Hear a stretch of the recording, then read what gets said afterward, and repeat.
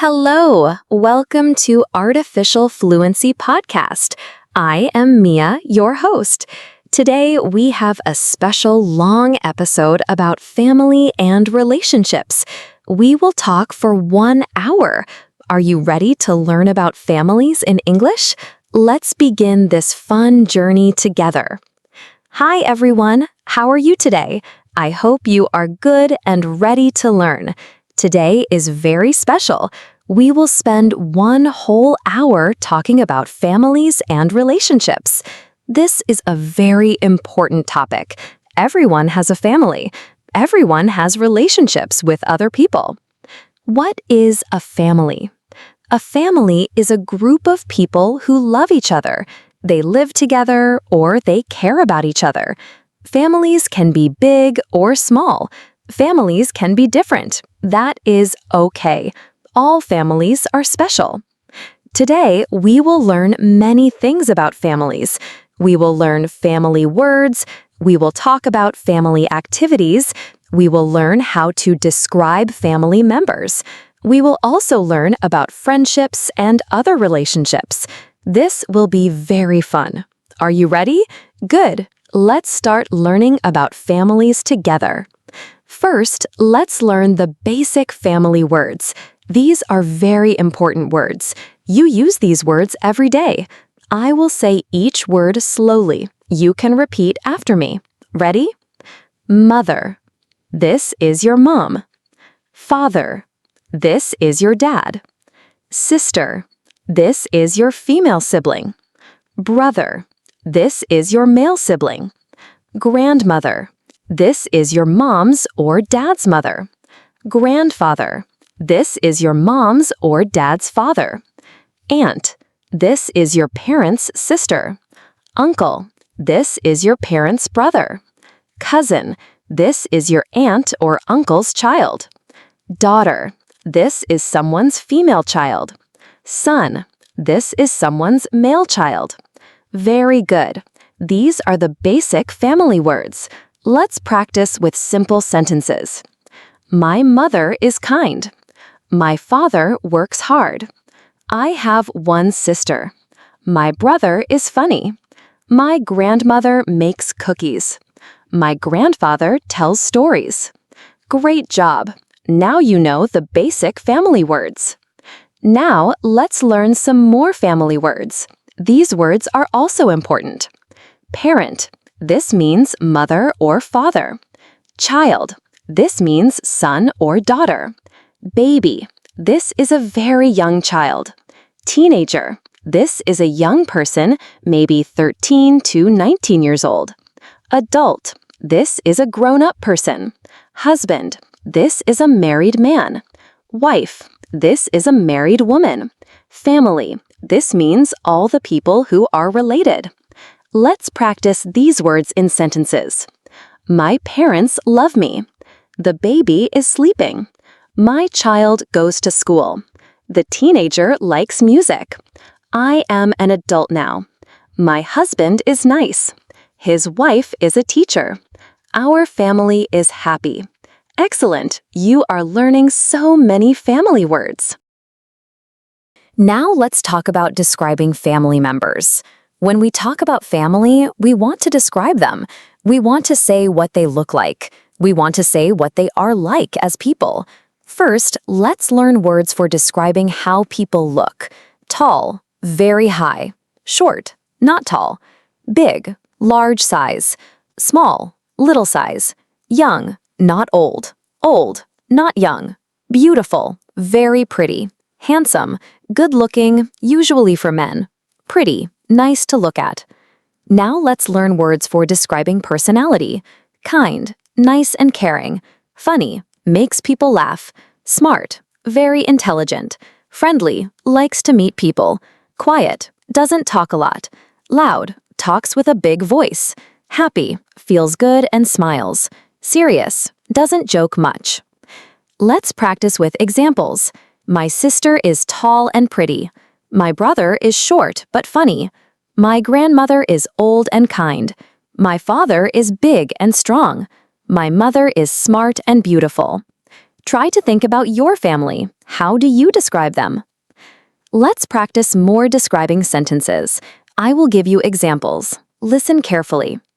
My mother has a long hair. She is very kind. She cooks good food. My father is tall. He has brown eyes. He is funny and smart. My sister is young. She has short hair. She is very friendly. My brother is big. He likes sports. He is loud but nice. My grandmother is old. She has gray hair. She tells good stories. Now let's learn some questions about family. These are good questions to ask people. Do you have brothers or sisters? How many people are in your family? What does your mother do? What does your father do? Do you live with your family? Are you married? Do you have children? These are polite questions. You can ask new friends these questions. Now let's talk about family activities. What do families do together? Families spend time together. They do fun activities. Let's learn about these activities. Common family activities. Eat dinner together. Watch TV together. Play games. Go to the park. Take walks. Visit relatives. Go shopping. Go on vacation. Celebrate birthdays. Have parties. Let's practice these in sentences. My family eats dinner together every night. We watch movies on Saturday.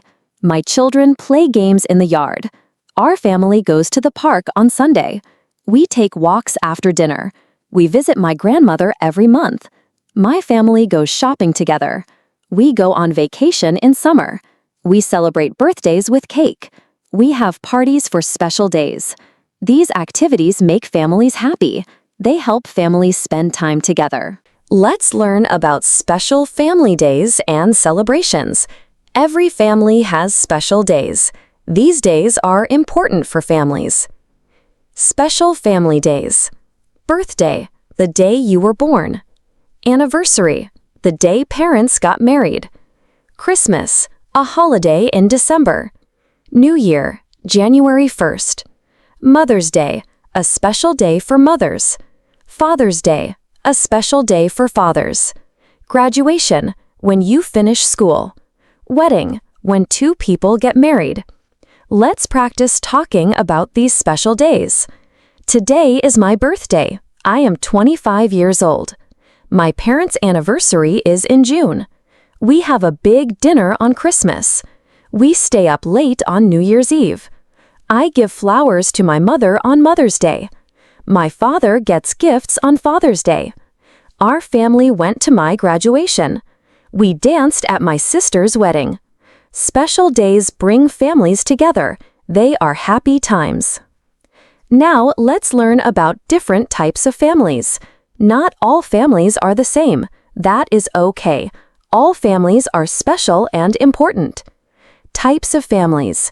Nuclear family, parents and children. Extended family, includes grandparents, aunts, uncles, cousins. Single-parent family, one parent with children.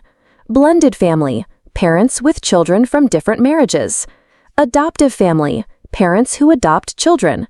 Foster family, parents who take care of children temporarily. Examples. I live in a nuclear family with my parents and sister. Our extended family gets together for holidays. My friend lives in a single-parent family with her mother. My stepfather joined our blended family last year. My cousin was adopted when she was a baby. The foster family takes care of 3 children. All these families are good families. Love is what makes a family special. Let's take a short break and do a listening exercise. I will tell you about my family. Listen carefully. Try to understand everything I say.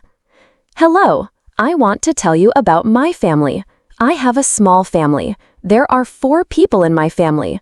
I have my mother, my father, and 1 brother. My mother's name is Sarah. She is 50 years old. She is tall and has brown hair. She is very kind and funny. She works as a teacher at a school. She likes to cook and read books. My father's name is David. He is 52 years old. He is not very tall, but he is strong. He has gray hair and blue eyes. He is quiet but very smart. He works in an office. He likes to watch sports on TV. My brother's name is Tom. He is 25 years old. He is tall like my mother. He has brown hair and brown eyes. He is very funny and friendly. He works at a restaurant. He likes to play music and meet friends. We live in a house together. We eat dinner together every night. On weekends, we watch movies or go to the park. We are a happy family. Did you understand my story? Let me ask some questions. How many people are in my family? What is my mother's job? What color are my father's eyes? What does my brother like to do? Good job listening. Now let's learn about friendships. Friends are also very important relationships. Friends are people who like you. You like them too. Friends spend time together. They help each other. Words about friendship. Friend, a person you like and who likes you. Best friend, your most special friend. Neighbor, someone who lives near you. Classmate, someone in your class. Colleague, someone you work with. Acquaintance, someone you know a little bit. Let's practice these words. Maria is my friend. We go to school together. John is my best friend. We talk every day. My neighbor is very nice. She helps me sometimes. My classmate sits next to me. My colleague works in the same office. I know that person, but she is just an acquaintance. What do friends do together? Let's learn about friendship activities. Talk on the phone. Send text messages. Meet for coffee. Go to movies. Shop together. Exercise together. Study together. Help each other. Share secrets. Have fun. Let's make sentences. I talk to my friend on the phone every day. We send text messages when we are at work. My friends and I meet for coffee on Saturday. We go to movies together sometimes. My friend and I like to shop together. We exercise together at the gym. My classmates and I study together for tests. Good friends help each other when there are problems. Best friends share secrets. Friends have fun together. Friends make life better. It is important to be a good friend. Let's learn how to talk about relationships. Sometimes we want to tell people about our relationships. Here are some useful phrases. I am single means you don't have a boyfriend or girlfriend. I have a boyfriend means you date a man. I have a girlfriend means you date a woman. I am married means you have a husband or wife. I am divorced means you were married but not anymore. I am engaged means you will get married soon. Let's practice. My sister is single. She doesn't have a boyfriend. Tom has a girlfriend. Her name is Lisa. My parents are married. They have been married for 20 years. My aunt is divorced. She lives alone now. My brother is engaged. He will get married next year. It is okay to be in any of these situations. All situations are normal. Now let's learn about emotions in relationships. Relationships have many different feelings. Let's learn words for these feelings. Love, a very strong, good feeling. Like, a good feeling. Happy, feeling good. Sad, feeling bad. Angry, feeling mad. Worried, feeling nervous. Proud, feeling good about someone. Jealous, wanting what someone else has. Excited, feeling very happy about something. Disappointed, feeling sad because something didn't happen. Let's use these in sentences about family and friends. I love my family very much. I like my new neighbor. I am happy when I spend time with friends. I feel sad when my friends move away. Sometimes brothers and sisters get angry with each other. Parents worry about their children. I am proud of my sister. She got a new job. Sometimes people feel jealous of their siblings. I am excited about my friend's wedding. I was disappointed when my friend couldn't come to my party. Emotions are normal in relationships. All people have different feelings. Let's practice having conversations about family. Here are some example conversations. Listen carefully. Conversation 1. Person A. Tell me about your family. Person B. I have a big family. I have 3 sisters and 2 brothers. Person A, wow, that is a big family. Do you live with all of them? Person B, no, I live with my parents and 1 sister. The others are married. Person A, that sounds nice. I only have 1 brother. Person B, small families are nice too. Conversation 2. Person A, do you have children? Person B, yes, I have 2 children, a son and a daughter. Person A, how old are they? Person B, my son is 8 years old and my daughter is 5 years old. Person A, that's a good age. Do they go to school? Person B, yes, they both go to school. They like it very much. These are normal conversations about family. Practice these conversations with friends. Now let's learn about helping family and friends. In good relationships, people help each other. Let's learn about ways to help. Ways to help family. Help with cooking. Help with cleaning. Help with shopping. Take care of children. Visit when someone is sick. Listen when someone has problems. Give hugs when someone is sad. Celebrate good news together. Ways to help friends. Listen to their problems. Give advice. Help them move to a new house. Help them study. Lend them money when they need it. Support them when they are sad. Celebrate with them when they are happy. Be there when they need you. Let's practice with sentences. I help my mother cook dinner. My brother helps me clean my room. We help grandmother with shopping. I take care of my baby sister. When my friend was sick, I visited her. I listen when my friend has problems. My family gives me hugs when I am sad. We celebrate birthdays together. Helping others makes relationships stronger. Let's talk about problems in relationships. Sometimes families and friends have problems. This is normal. All relationships have some problems sometimes. Common relationship problems. Arguments, when people disagree and get angry. Misunderstandings, when people don't understand each other. Jealousy, when someone wants what another person has. Distance, when people live far away from each other. Different opinions, when people think differently about things. Time, when people are too busy to spend time together. But there are ways to solve problems. Talk about the problem. Listen to the other person. Say, I'm sorry when you make a mistake. Forgive when someone says sorry. Spend more time together. Be patient with each other. Ask for help from other family members or friends. Let's practice. My sister and I had an argument, but we talked about it. There was a misunderstanding, but we explained everything. I was jealous of my brother, but now I understand it was wrong.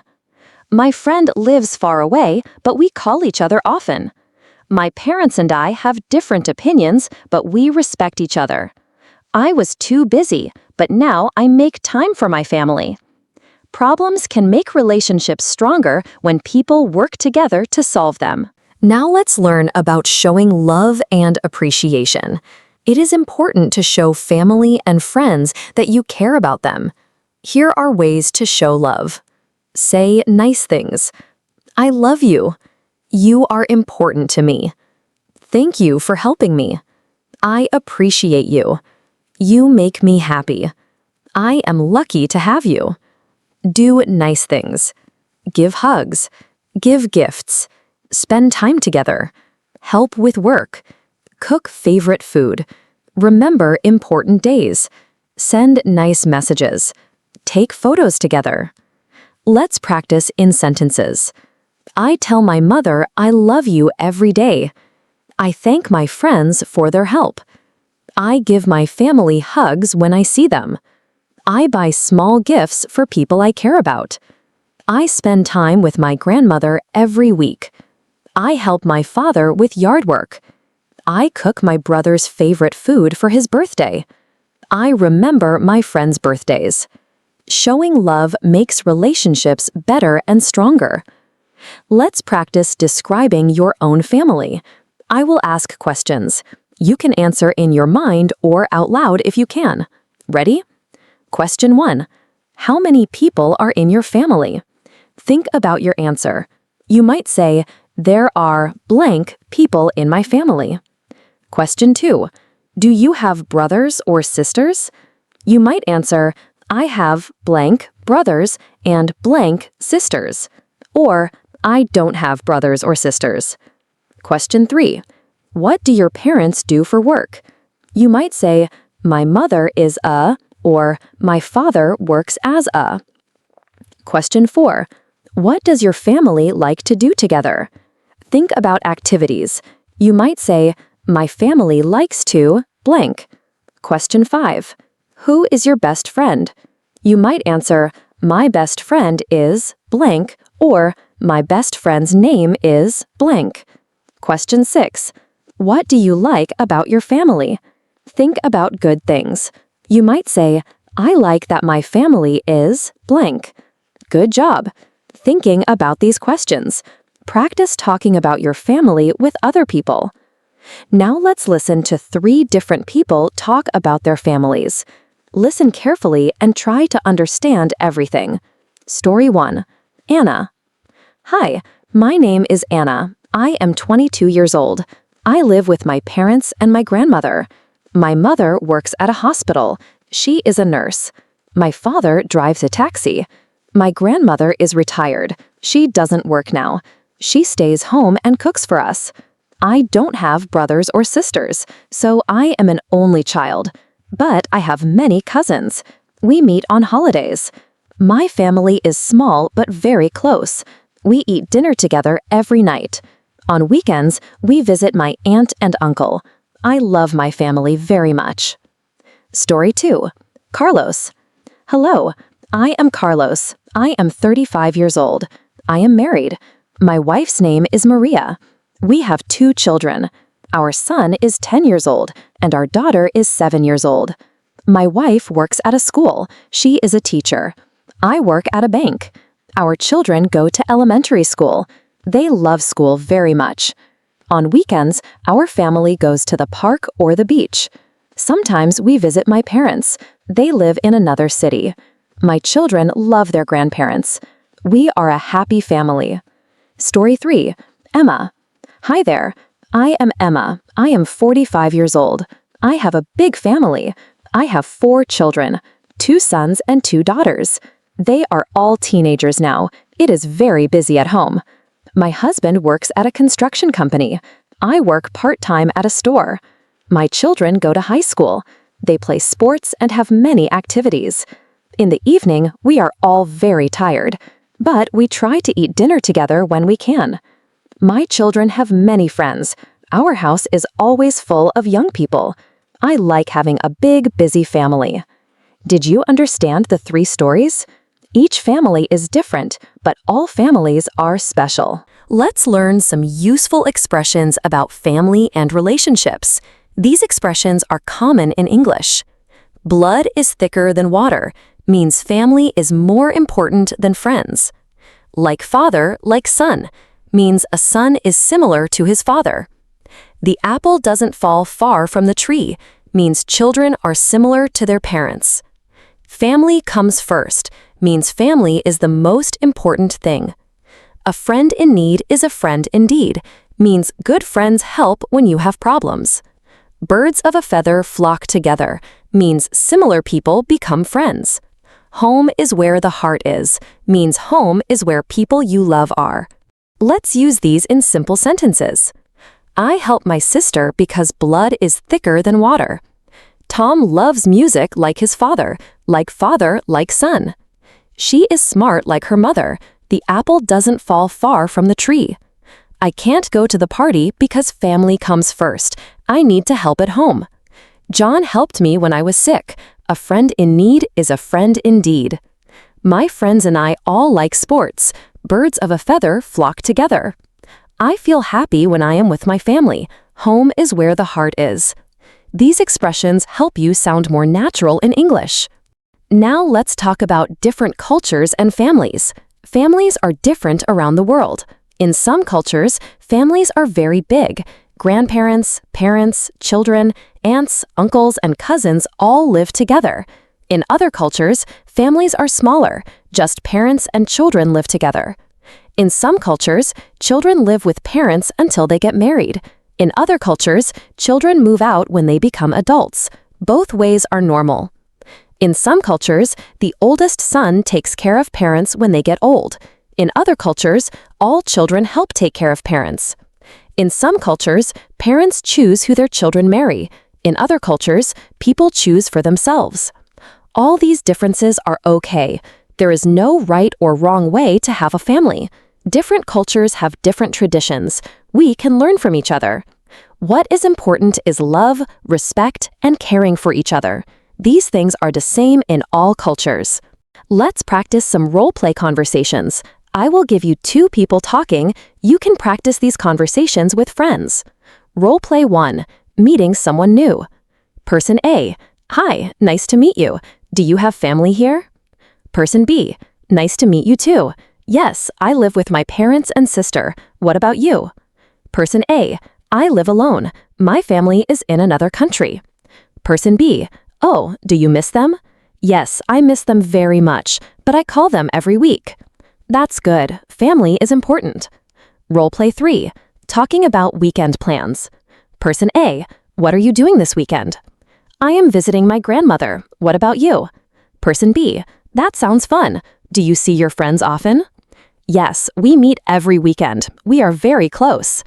It's nice to have good friends.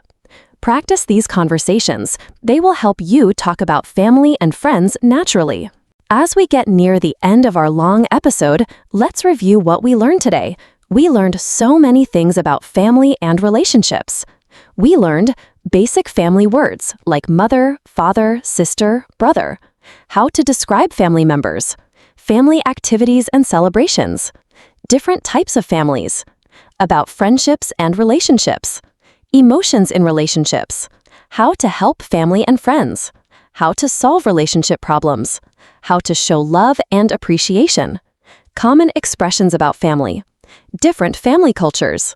We also practiced listening to family stories, having conversations about family, describing our own families, role-playing with family topics. This was a lot of learning. You did a great job staying with me for 1 whole hour. Now, I have a special challenge for you this week. I want you to practice talking about your family in English. Here are some activities you can do. Write 5 sentences about your family members. Tell a friend about your family in English. Ask someone about their family using the questions we learned. Practice the role-play conversations with a friend. Learn 1 new family word every day this week. Also, think about these questions. What makes your family special? How do you show love to your family? What is your favorite family activity? Who is the most important person in your life? Share your family stories with us. Use the hashtag #ArtificialFluencyFamily. I love reading your stories. Thank you so much for spending 1 hour with me today. We learned so much about families and relationships. Remember, every family is different and special. Every relationship is important. Family and friends make life happy and meaningful. Take care of the people you love. Show them you care. Help them when they need help. And don't forget to tell them, I love you often. Next week, we will have a regular 30-minute episode about hobbies and free time activities. That will be fun too. Until then, practice talking about your family in English. Spend time with people you love. And remember, learning English is easier when you practice with topics you care about, like family and friends. This is Mia from Artificial Fluency Podcast. Thank you for listening to our special long episode. Take care of your family and friends, and see you next time. Goodbye. Welcome back to the Artificial Fluency Podcast. I'm Mia. In today's episode, we're going to practice some easy conversations in English that you can use in your everyday life. As you listen, you will improve both your listening and writing skills by hearing real-life stories and examples. So if you're ready to learn how to speak English naturally, press that like button, and let's get started. Before we dive into our conversation practice, let me ask you a couple of questions. Have you ever had a simple chat with someone about your day? Maybe a quick conversation with a friend or a colleague? Or perhaps you've had to talk about your plans for the weekend with your husband or wife. These are exactly the kinds of conversations we'll focus on today. Now imagine you're talking to your friend Sarah and she asks you how your day went. Here's how a simple conversation might go. Sarah: Hey Natasha, how was your day today? Natasha: Oh, it was pretty good. I woke up early and had a nice breakfast with my husband. We had eggs and toast, and it was so relaxing. After that, I went to work, and the day went by quickly. How about you? You see how easy that sounds? It's natural, simple, and friendly. You can use this kind of small talk with anyone, whether it's a friend, a colleague, or even someone you just met. The key to mastering conversations like these is practice, and that's exactly what we're going to do today. Now let's practice another situation. Imagine you're at the grocery store and you bump into a neighbor. You both stop to chat for a minute. Neighbor: Hi Natasha, I haven't seen you in a while. How's everything? Natasha: Hey, everything's good, just busy with work, but I finally found some time to do some shopping. What about you? How's your family? This is another example of an everyday conversation. The goal here is to make your English sound natural and fluid, just like you would in your own language. So when you practice, try to imagine these situations happening in your real life. Let's switch gears a little bit. Suppose you're talking to your husband about plans for the weekend. Here's how that might go. Natasha: So, honey, what do you think about going hiking this weekend? Husband: That sounds great. I'd love to get outside and enjoy the fresh air. What time do you want to go? Natasha: How about Saturday morning? We can have breakfast together and then head out. These types of conversations are simple but essential. They help you practice speaking in a natural, comfortable way. And remember, the more you practice these everyday scenarios, the better you'll become at speaking English confidently. All right, now let's talk about another common situation, discussing plans with a coworker. Imagine you're talking to your colleague John. Hey Natasha, do you have any plans for the holidays? Natasha: Not much actually. I'm planning to visit my parents and maybe we'll go out to dinner. What about you? John: I'm thinking of taking a short trip with my wife to the mountains. It should be fun. In this conversation, you're using a casual tone, asking questions and sharing information about your plans. It's a great example of how to keep things light and friendly while practicing English. As you listen to these examples, think about how you can use these conversations in your own life. You might be surprised how often you'll find yourself in situations where these kinds of simple, everyday conversations happen. Let's continue with another everyday situation. This time, imagine you're at work and your manager, Mr. Thomas, asks you about your progress on a project. Mr. Thomas: Hi Natasha, how is the report coming along? Natasha: Hello Mr. Thomas. I'm almost done with it. I just need to add a few more details and I'll send it to you by the end of the day. Mr. Thomas: Great. Let me know if you need any help. This kind of short professional conversation is very common in the workplace. Notice how polite and clear the language is. Even when you're speaking at work, it's important to be friendly and respectful. Now let's imagine you're talking to your friend Daniel. You meet him at the park and you have a quick chat. Daniel: Hi Natasha.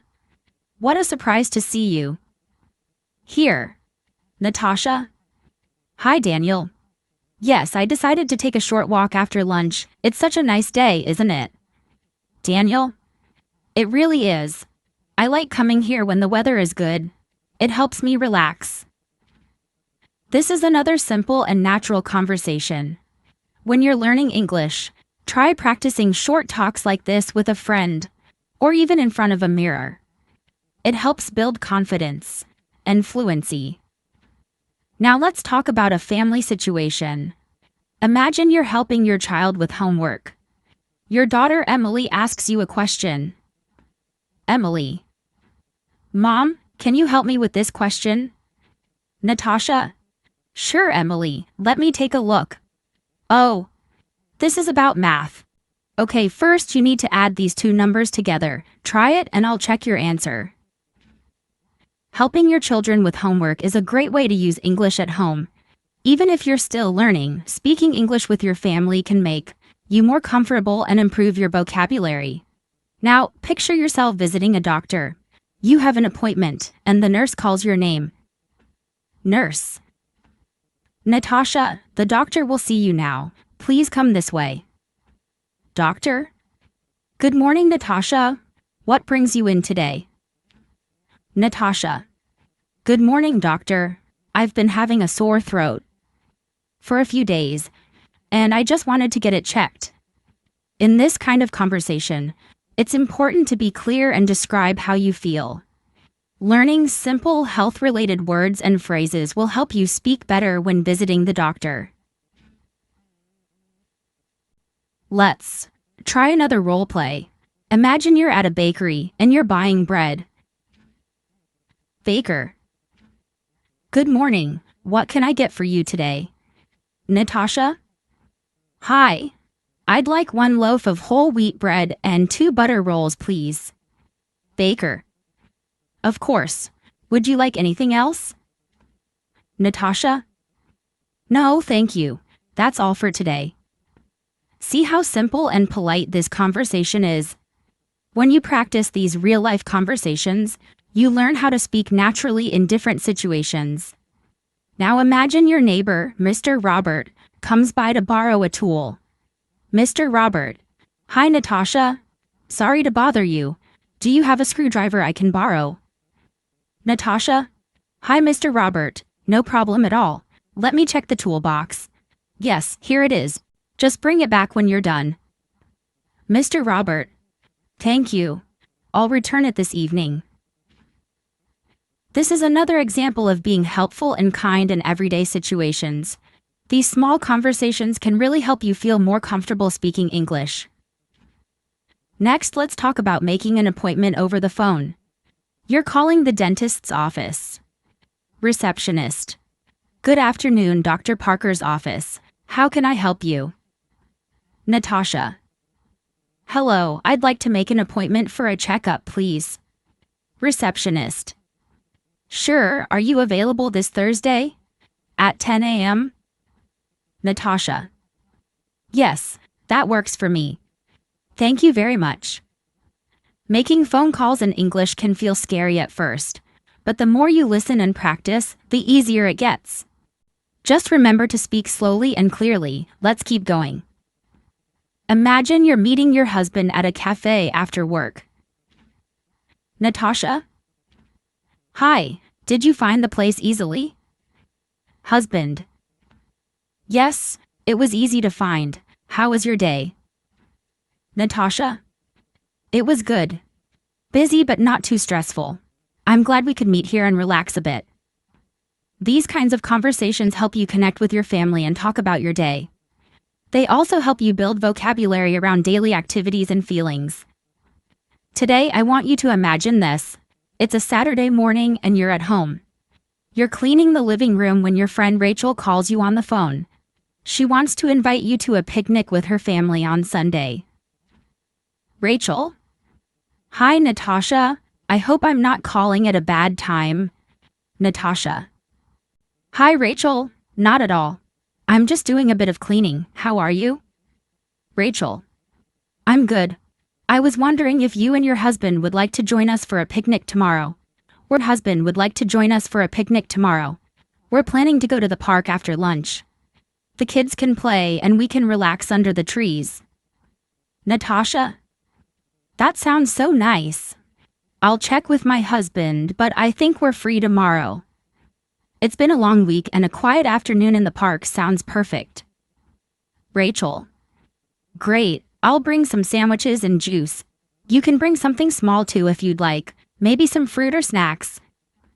Natasha. Sure, I can bring some apples and biscuits. What time should we meet? Rachel. How about 1 p.m.? That should give us time to eat and enjoy the sunshine. Natasha. Perfect. I'll see you then. Thanks for the invite, Rachel. Rachel. You're welcome. Looking forward to it. Now, in this conversation, you can notice a few useful things. First, it's a friendly, casual talk. The language is easy, polite, and warm. This is how people speak when making simple plans. You can practice conversations like this with a friend, or even speak them out loud by yourself. Try switching roles. Be Rachel, then be Natasha. This helps you learn both how to invite some. Let's look at another situation. This time you're at home and your son, Ethan, comes back from school. He looks a little tired, so you start a conversation with him. Natasha. Hi, Ethan. Welcome home. How was school today? Ethan. It was okay. I had a math test. I think I did all right, but I'm really tired. Natasha. You've worked hard, I can see that. Why don't you rest for a bit? Then you can tell me more about your day. Ethan. Okay. Can I have a snack first? Natasha. Sure. There are some bananas and peanut butter in the kitchen. You can make a sandwich if you want. Ethan. Thanks, Mom. I'll eat and then maybe read my new book. Natasha. That sounds like a great idea. And after dinner, I can help you review your homework if you need. This type of conversation shows how to speak to children in English in a supportive and natural way. It's not too formal, but it's still kind and encouraging. These short daily talks help you practice family vocabulary and improve your confidence in using English with people you care about. Now let's imagine a different moment. You're in the kitchen with your husband, Mark. It's Sunday morning and you're planning the week together while having breakfast. Mark. Do we have anything important this week? Natasha. Yes, I made a list last night. On Monday we have the parent-teacher meeting at Ethan's school. It starts at 4 p.m. On Wednesday, we have the dentist appointments at 11 a.m. And on Friday, your cousin David is coming over for dinner. Mark. That's right. I almost forgot about the dinner. Should we cook something at home or order food? Natasha. Let's cook at home. I was thinking about making chicken curry with rice and maybe a salad on the side. What do you think? Mark. That sounds great. Let's make a shopping list today so we don't forget anything. Natasha. Good idea. After breakfast, we can go to the grocery store. I'll write down what we need. Chicken, onions, tomatoes, rice, yogurt, and some fresh herbs. Mark. Perfect. It'll be nice to cook together. See how helpful this kind of conversation is? It's full of everyday English, planning, asking questions, making suggestions, and agreeing on ideas. These are the kinds of conversations that happen in almost every home, and they're great for improving your speaking and listening skills. Now let's try one more real-life situation. This time, you are at the office. You're having a short meeting with your coworker, David. You're working together on a small project and need to divide the tasks. David. Hi, Natasha. I looked at the list of things we need to finish. It's a bit long, but I think we can manage it. Natasha. Yes, I think so too. I already wrote the summary report for last week's progress. You can check it later if you want. David. That's helpful. I can work on the spreadsheet this afternoon. I just need the numbers from the last 3 days. Natasha. I have them right here. I'll email them to you in a few minutes. Do you want me to review the report before we send it to the manager? David. Yes, please. A second look is always helpful. Let's aim to finish everything by tomorrow afternoon. Natasha. Agreed. I'll keep you updated if anything changes. In this conversation, the English is polite and professional. These phrases are useful when working with colleagues, especially when you need to plan or complete a task together. If you work in an office or even online, try to practice similar conversations. Let's keep going. This time, we'll go deeper into daily conversations and stories that can help you feel more comfortable with real English. These are the kinds of talks people have every day, with family, neighbors, co-workers, and friends. Listen carefully and try to imagine yourself in these situations. You can repeat the sentences, speak them out loud, and practice writing down what you hear to improve both your listening and writing skills. Let's begin with a story about Sarah. She's a mother of 2 kids, and she works part-time at a bakery. One Monday morning, she wakes up early and prepares breakfast. Sarah: Good morning, kids. Time to wake up. Emily: Mom, can I sleep for 5 more minutes? Sarah: Just 5 minutes, okay? Then come down for breakfast. Daniel: What's for breakfast today, Mom? Sarah: I made toast, eggs, and bananas. Eat quickly. We don't want to be late for school. After breakfast, Sarah drops the kids at school and heads to work. At the bakery, she greets her co-worker James. James: Morning, Sarah. How was your weekend? Sarah: It was busy but nice. We went to the park on Sunday. How about you? James: Pretty quiet. I stayed home and cleaned the house. Are you ready for a busy day? Sarah: Always. Let me wash my hands and I'll help with the muffins. This kind of friendly workplace talk helps you learn useful words and short questions.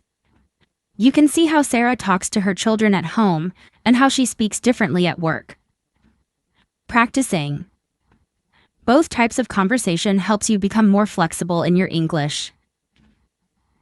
Now let's move to another story. This time it's about John. He's a teacher who lives in a small town. One day, his neighbor, Mr. Miller, knocks on his door. Mr. Miller: Good morning, John. Sorry to bother you so early. John: No problem at all, Mr. Miller. Is everything okay? Mr. Miller: Yes, I just wanted to ask if you're free. This afternoon, I need some help with my garden. My back has been hurting lately. John: Of course, I'd be happy to help. What time should I come over? Mr. Miller: Around 4 p.m. if that works for you. John: That's perfect. I'll see you then. Later that day, John visits Mr. Miller's house. They work together for about an hour. After that, they sit down for tea and talk. Mr. Miller: Thank you, John. I really appreciate your help. John: It's my pleasure. I enjoy gardening and it's always good to get some fresh air. Mr. Miller: You know, I've lived in this neighborhood for 30 years.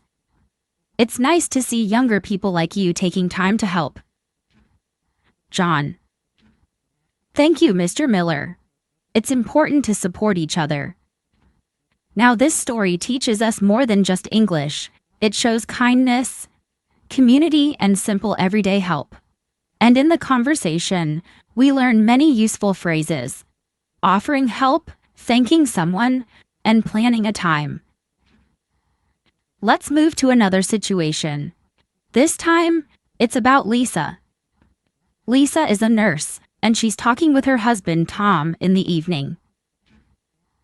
Tom: How was your shift today? Lisa: It was long. We had a lot of patients. I didn't even sit down until after lunchtime. Tom: That sounds tiring. Do you want to rest now?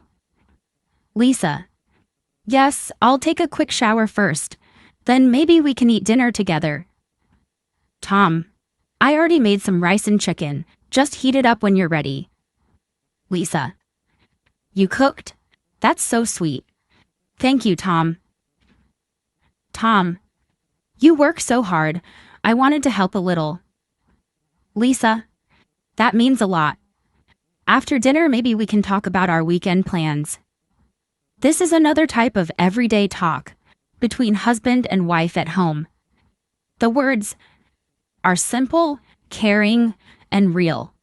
You can practice these conversations to learn how to talk about your day, offer support, and plan time together. Now let's hear about David. He's a shopkeeper. One morning, a regular customer named Anna visits his store. Anna. Good morning, David. David. Good morning, Anna. Nice to see you. How can I help you today? Anna. I need some fresh vegetables. Do you have any spinach? David. Yes, we just got some this morning. Would you like a small or large bunch? Anna. A small one, please, and also 2 onions and a few tomatoes. David. Sure. Let me pack those for you. Anything else? Anna. That's all for today. David. All right. That will be 5 pounds. Anna. Here you go. Thank you. David. Thank you, Anna. Have a lovely day. This is a short shopping conversation, but it's full of useful phrases. How can I help you? Would you like anything else? These are the kinds of expressions you can hear and use when you go shopping in English-speaking places. Practicing them helps you feel more confident in talking to shopkeepers or people in stores. Next, let's go to a school setting. Jenny is a student and she's talking with her teacher, Mr. Roberts, after class. Jenny. Excuse me, Mr. Roberts, can I ask a question? Mr. Roberts. Of course, Jenny. What's your question? Jenny. I didn't understand part of the homework. Number 5 was a bit confusing. Mr. Roberts.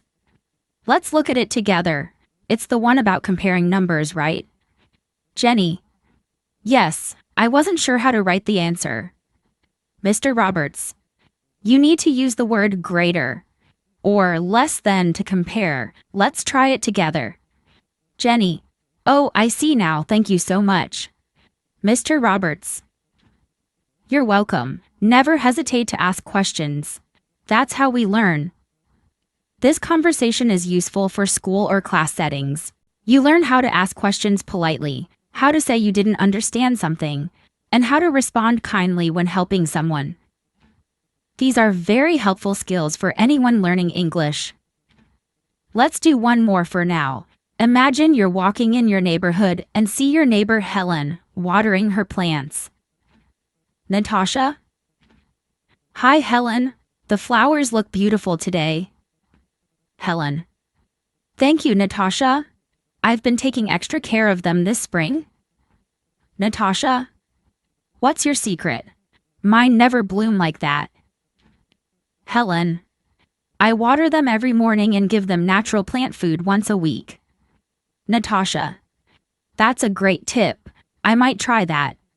Which flowers are these? Helen. These are marigolds and petunias. They love the sun. Natasha. I'll stop by the garden shop later and get some from my yard too. Helen. Good idea. And if you ever need help, just let me know. These types of chats help you learn how to start a friendly conversation, how to give compliments, and how to learn from others. These small talks are powerful tools for growing your English skills.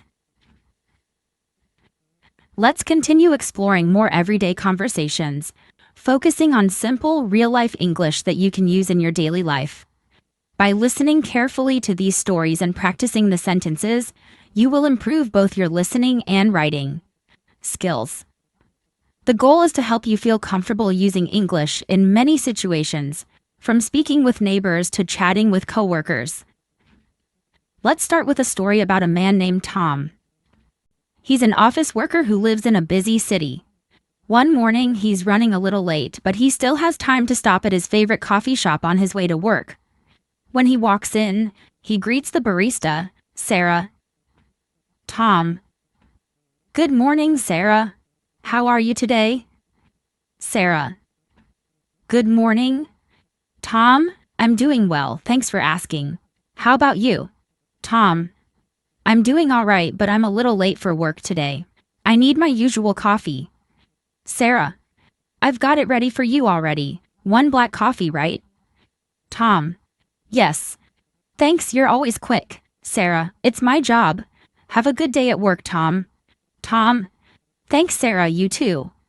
In this conversation, we hear how people greet each other in the morning. Even if you're busy, you can still make small talk with the people around you.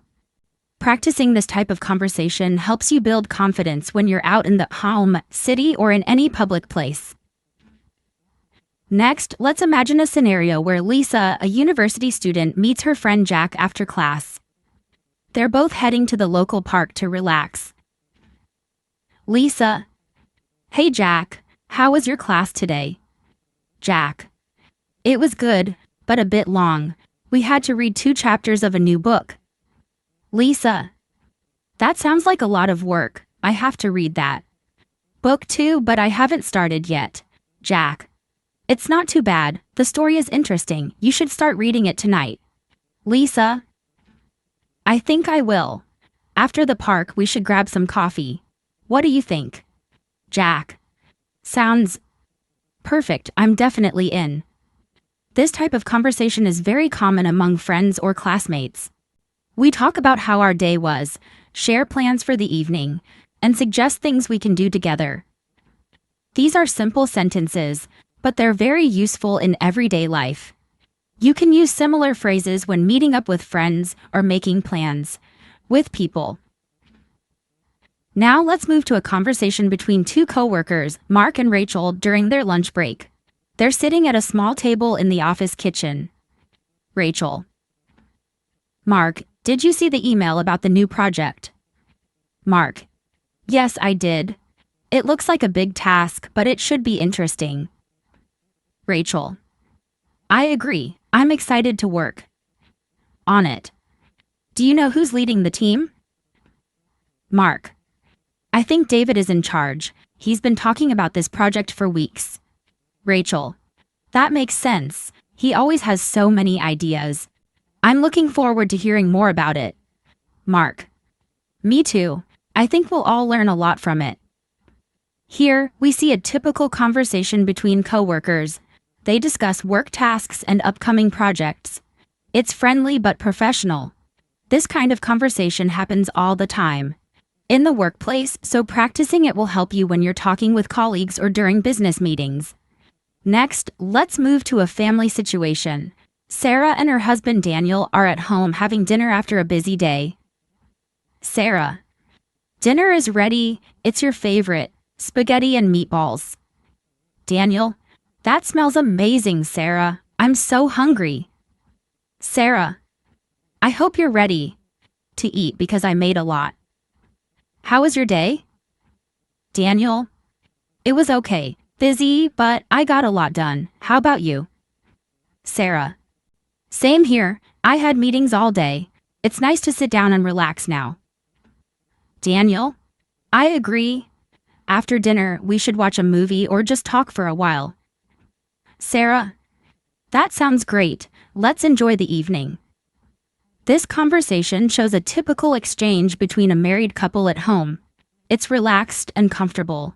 We can learn useful phrases like "How was your day?" and "I made a lot" when talking about meals and daily routines.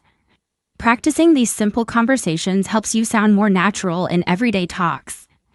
Now, let's move to another story about Emma. She's a stay-at-home mom who enjoys gardening. One afternoon, she's outside tending to her garden when her friend, Mary, stops by. Mary: "Wow, Emma, your garden looks beautiful. How do you keep it looking so nice?" Emma: "Thank you, Mary. I spend a lot of time in the garden. I try to water the plants every day." Mary: "It definitely shows. I've been meaning to start my own garden. Any tips for beginners?" Emma: "I'd recommend starting with flowers that are easy to take care of, like daisies. And don't forget to check the soil." Mary: "Good advice. I'll visit the garden store this weekend and get some supplies." Emma: "Let me know if you need help. I can show you how to plant them." In this conversation, Emma and Mary talk about gardening, which is a common topic for people who enjoy outdoor hobbies. Notice how Emma uses simple language to explain gardening tips and offer help. You can use similar conversations when talking about hobbies, sharing knowledge, or giving advice. Next, let's hear a conversation between 2 neighbors, Peter and Susan, as they walk their dogs in the park. Peter, hi Susan, how are you today? Susan, I'm good, thanks. Just walking my dog, Max. How about you? Peter, I'm doing great. I'm just out with Bella, she loves the park. Susan, Max is the same way, he's always excited when we come here. Peter, it's nice to have a peaceful place to walk. Do you come here often? Susan, yes, almost every day. It's good exercise for both of us. Peter, I agree. I try to come at least 3 times a week. It's a good way to stay active. This conversation happens in a casual setting between neighbors who run into each other while walking their dogs. It's a simple, friendly exchange, and you can use similar phrases when talking to neighbors or people you meet in public places. Practicing these sentences helps you build confidence in speaking casually and making small talk. Now let's move on to a conversation between 2 old friends, Alice and Robert. They haven't seen each other in a long time, but they finally run into each other at the grocery store. Alice, Robert, is that you? Robert, Alice, it's been so long, how have you been? Alice, I've been doing well, just busy with work and family, how about you? Robert, same here, life has been busy. I'm just picking up a few things for dinner. What about you? Alice, I'm doing the same. It's funny running into you here. Robert, yeah, I haven't seen you in years. We should catch up soon. Let's grab coffee next week. Alice, that sounds great. I'll text you and we'll set a time. This conversation between old friends shows how people reconnect after a long time. It's simple and warm, and it helps you learn useful phrases for greeting old friends and making plans to meet up again. Practicing these sentences will help you sound friendly and confident in similar situations. Now let's take a look at another casual conversation. This time between 2 students, Ben and Lucy, who are studying together in the library. Ben, hey Lucy, do you understand this chapter? Lucy, not really. It's a bit confusing. The numbers don't make sense to me. Ben, yeah, me too. I think we need to look at the examples in the back of the book. Lucy, that might help. Let's take a break and look at them together. Ben, good idea. I need some water anyway. This conversation is about studying and figuring out difficult material. It's a great example of how to talk about school subjects and study challenges. The key phrases like, do you understand? And let's take a break are useful when you're studying with classmates or friends. These conversations have covered a lot of ground, from shopping and work to hobbies and study. Each of them uses real-life English that you'll hear in daily situations. You can practice them at home, with friends, or even when you're out and about. All right, let's dive deeper into even more everyday conversations that will help you sound natural when speaking English. The more you practice, the better you'll become at understanding and using English in real-life situations. In this section, we will cover a wide variety of topics, from family life to travel and work situations. These stories will not only help you improve your listening skills, but also give you practical examples of how to use English in different contexts.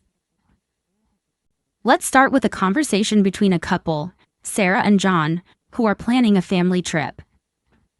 They've been talking about going on vacation for a while, and today they finally sit down to discuss the details. Sarah, John, have you decided where we should go for our vacation this year? John, I've been thinking about it. How about we go to the beach? We haven't been in years. Sarah, that sounds wonderful. We could go to Florida. The weather is great and there are plenty of family-friendly activities. John, I agree. Florida would be perfect. We could visit Disney World too. The kids would love that. Sarah, yes, they would be so excited. I'll check flights and hotels later today. We should book it soon. John. Let me know if this conversation is a typical planning session between a couple. They discuss their vacation destination, activities, and how to divide the responsibilities. It's a relaxed but important conversation that shows how you can talk about future plans and share responsibilities. The phrases they use, like, have you decided, and we should book it soon, are great for making plans with family or friends.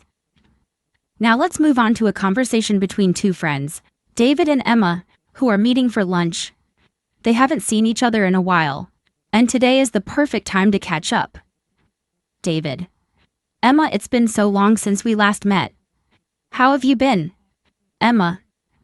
I know, it feels like forever. I've been doing well, just busy with work and taking care of the kids. How about you? David. Same here. Work has been crazy, but I'm finally getting a break. I needed this lunch today. Emma. I'm so glad we could meet up. We should do it more often. How's your family? David. They're doing great. My wife and kids are all good. They send their love. Emma. Please tell them I said hi. We should plan a weekend get-together soon. Kids would love to play together. In this conversation, David and Emma share updates on their lives. They talk about family, work, and plans to meet again.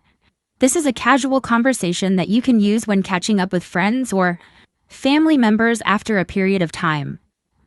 Phrases like, it's been so long, and how's your family, are useful when you want to reconnect with someone. Let's now imagine a conversation between two co-workers, Rachel and James, who are having a coffee break in the office kitchen. Rachel. James, did you hear about the new project we're starting next month? James. Yes, I did. I'm excited about it. I think it's going to be a great opportunity for the team. Rachel. I agree. It's going to be challenging, but I'm looking forward to working on something new. James. Absolutely, I'll need some extra help with the research part. Do you think you could assist me? Rachel. Of course, I'd be happy to help. Let me know what you need from me. James. Thanks, Rachel, I really appreciate it. I'm sure we'll do great together. This conversation between Rachel and James is about work, but it's also friendly and supportive. They talk about a new project and how they can work together. This kind of conversation is helpful in any workplace, especially when collaborating with coworkers.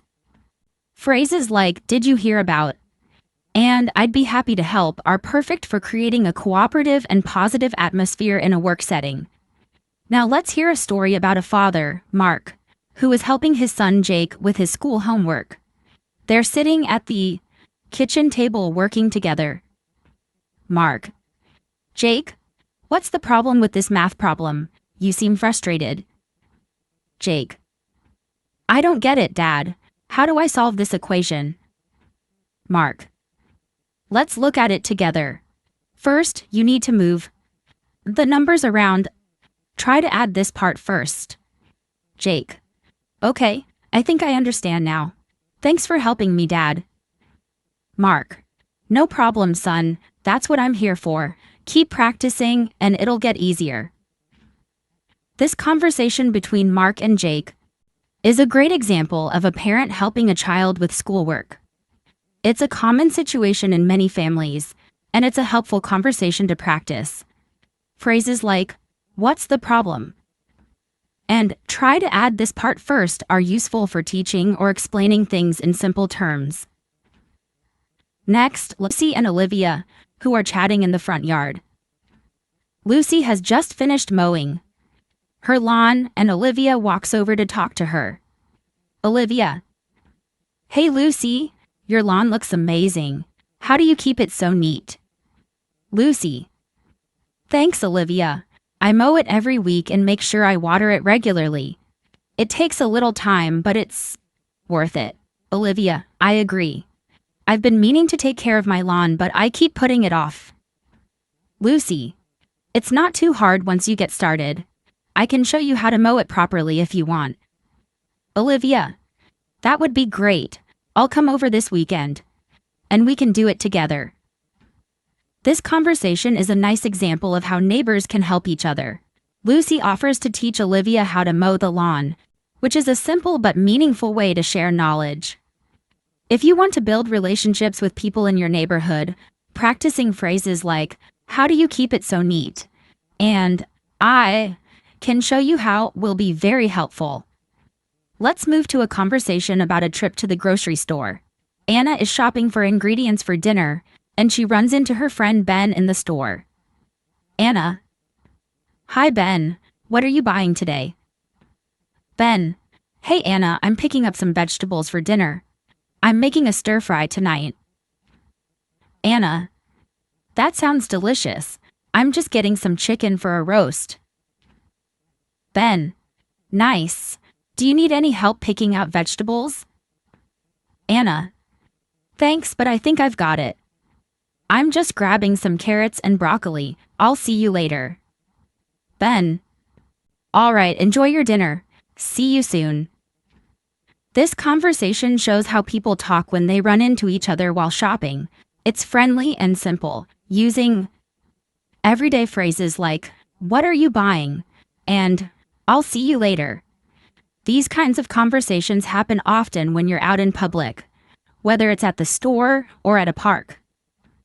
Next, let's hear from a couple, Peter and Laura, who are discussing their plans for the weekend.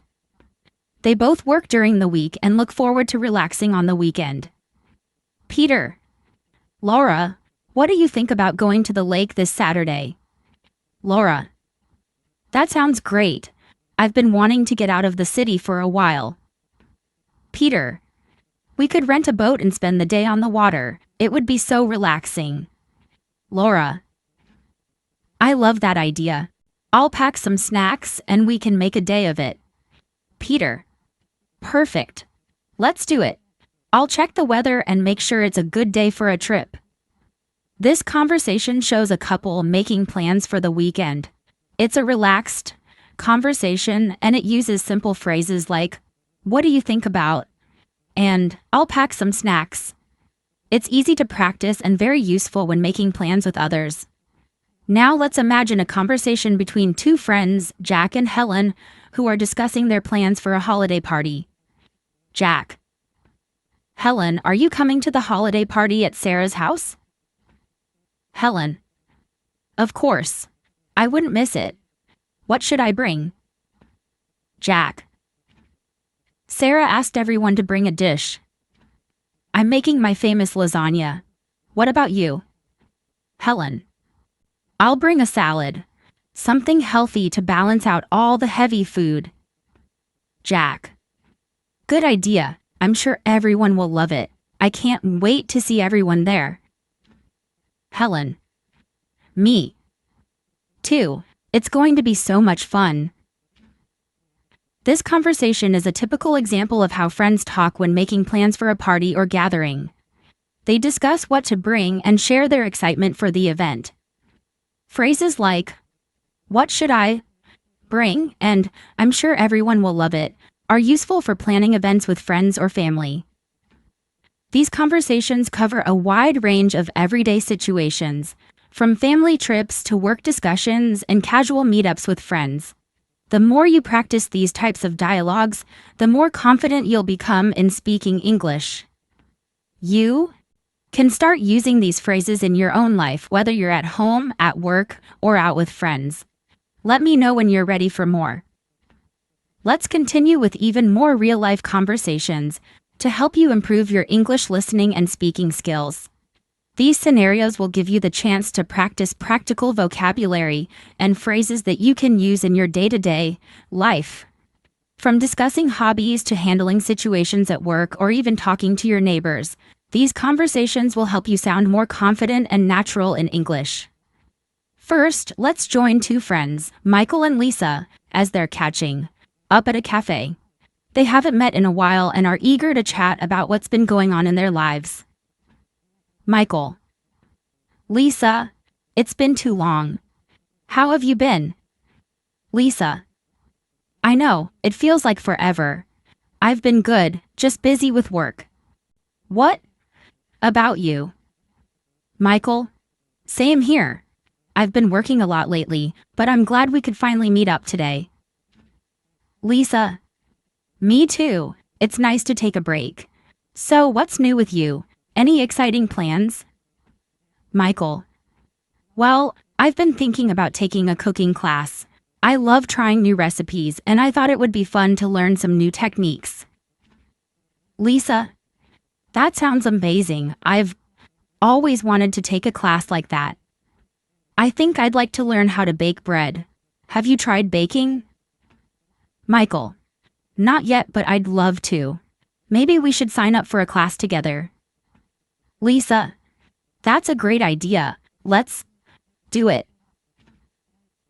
This conversation between Michael and Lisa is an excellent example of how you can talk about new interests and activities with friends.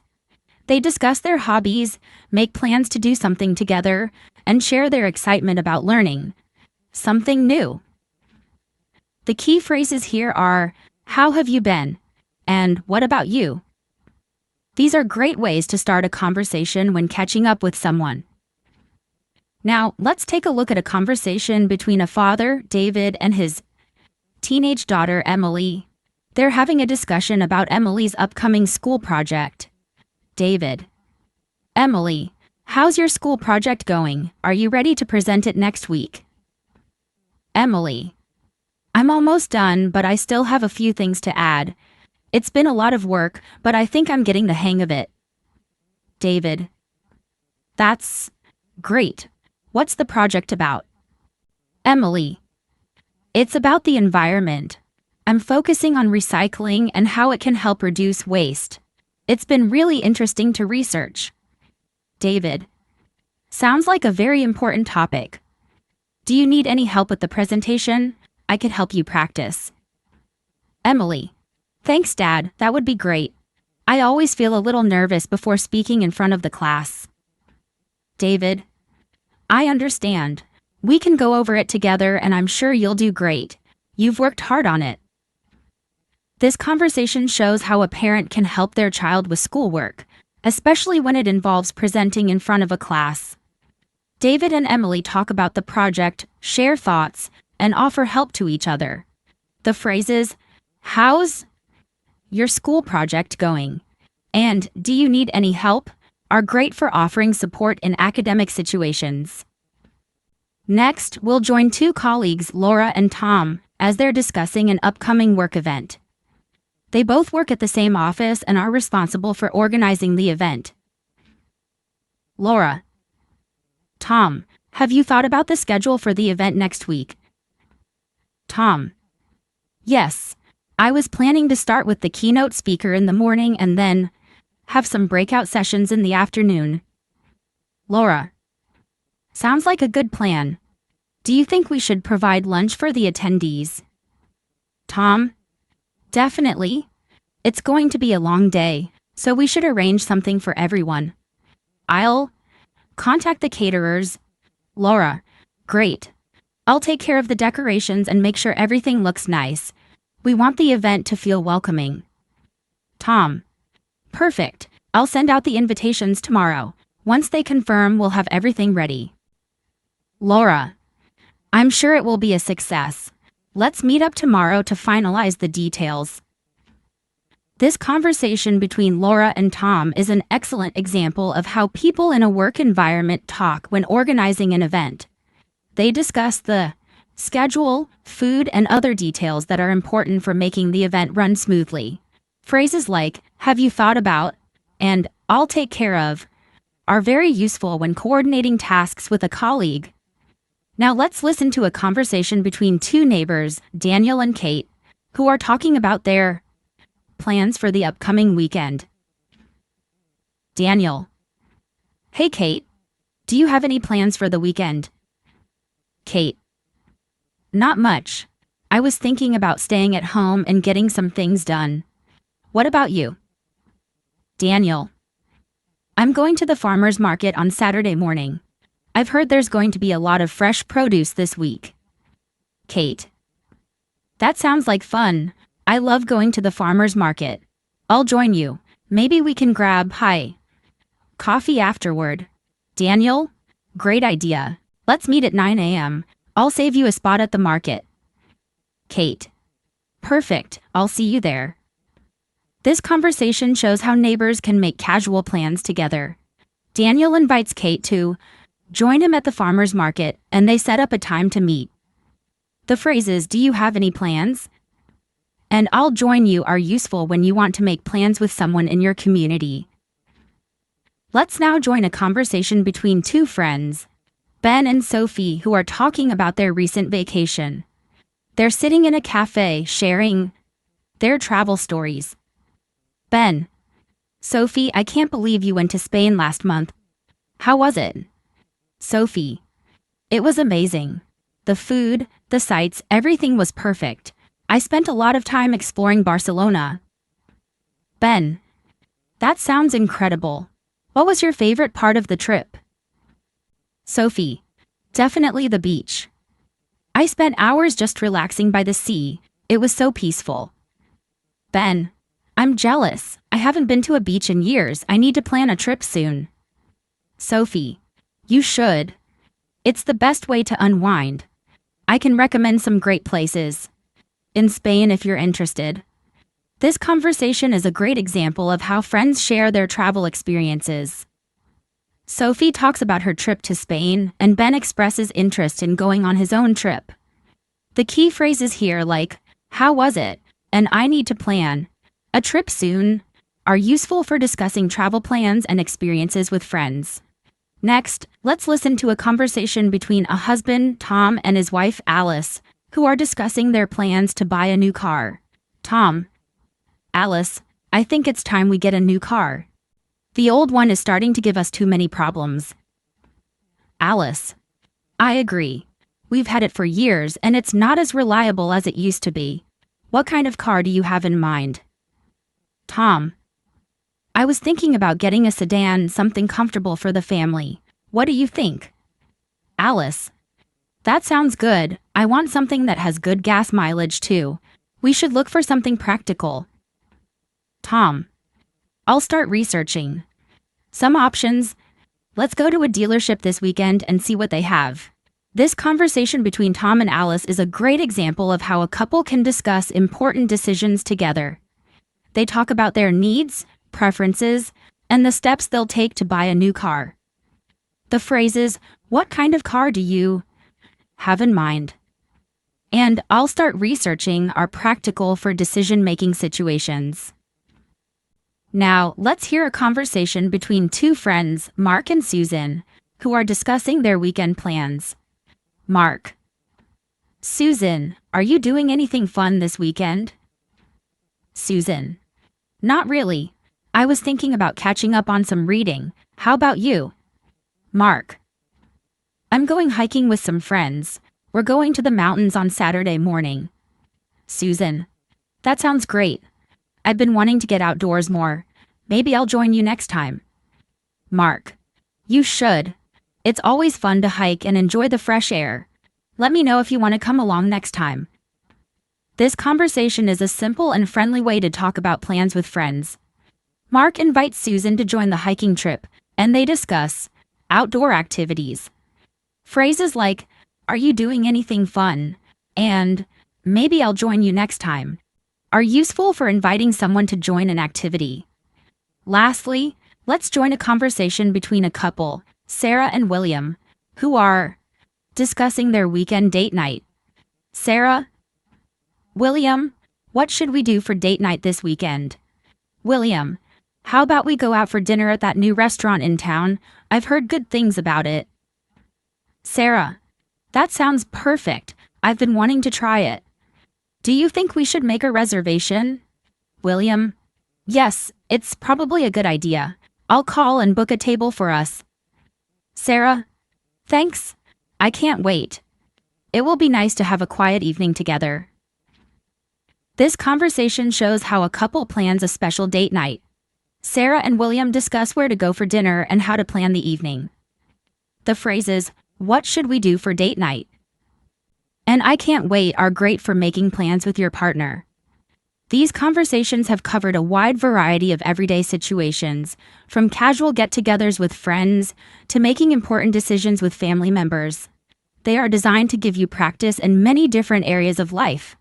Whether you're talking to a coworker, planning a trip, or just catching up with a friend, these conversations will help you sound more natural and confident when speaking English. Keep practicing. All right, let's continue. We've already covered a lot of useful conversations, and now it's time to dive into even more practical and relatable examples that will help you improve your listening and speaking skills. We're going to hear more stories from everyday situations. Whether you're chatting with your neighbors, making plans with friends, or even discussing some important decisions with your family. These conversations are designed to help you build your confidence when using English in real-life scenarios. Let's start with a conversation between two coworkers, Emma and John, who are discussing their plans for an upcoming team project at our work. Emma: John, have you thought about how we're going to approach this project? I think we should start by dividing the tasks. John: I agree. We can each take on different parts of the project. Maybe you could work on the research and I can handle the presentation? Emma: That works for me. I'll gather the information and we can meet to discuss it later in the week. John: Great. I'll start putting together the slides for the presentation. We should have it ready by the end of the week. Emma: Sounds good. Let's plan a meeting on Friday to check our progress. John: Perfect. I'm confident we'll get this done on time. This conversation between Emma and John shows how coworkers discuss teamwork and organize tasks for a project. It's an excellent example of professional communication. Phrases like, "Have you thought about?" and "Let's plan a meeting" are useful in any work setting when organizing tasks and making sure everyone is on track. Now, let's hear a conversation between two friends, Rachel and Chris, who are talking about their recent vacation experiences. They are excited to share their stories with each other. Rachel: Chris, I just came back from my trip to Italy. It was such a great experience. I can't wait to tell you all about it.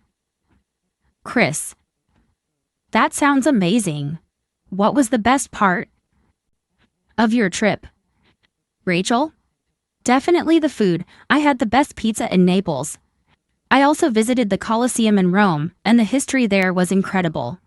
Chris: I've always wanted to go to Italy. What else did you do? Rachel: I spent a few days in Venice too. The canals were beautiful, and I took a gondola ride. It felt like I was in a movie. Chris: That sounds so romantic. I need to add Venice to my travel list. Rachel: You should. I highly recommend it. This conversation between Rachel and Chris is a great example of how friends share travel experiences. Rachel is excited about her trip to Italy, and Chris expresses interest in visiting some of the same places. The phrases, "What was the best part?" and "I highly recommend it" are useful when discussing travel with friends. Let's now listen to a conversation between a father, David, and his teenage son, Lucas. They're talking about Lucas's plans for the summer holidays. David: Lucas, do you have any plans for the summer break yet? Lucas: I was thinking about taking a short trip with my friends. We want to go camping in the mountains. David: That sounds like a great idea. Do you need any help preparing for the trip? Lucas: I'm planning to do some research on the best spots, but I might need your help with the camping gear. David: Of course. I can help you pick out a good tent and some other supplies. It's important to be prepared when you go camping. Lucas: Thanks, Dad. I'm really looking forward to it. This conversation shows how a father and son can talk about summer plans and how the father offers his help with preparing for the trip. The phrases, "Do you have any plans?" and "I can help you pick out" are useful when talking about activities and offering help to others. Next, let's join two friends, Jack and Olivia, as they're discussing their plans for an upcoming weekend party. They are excited to make sure everything is ready for the event. Jack.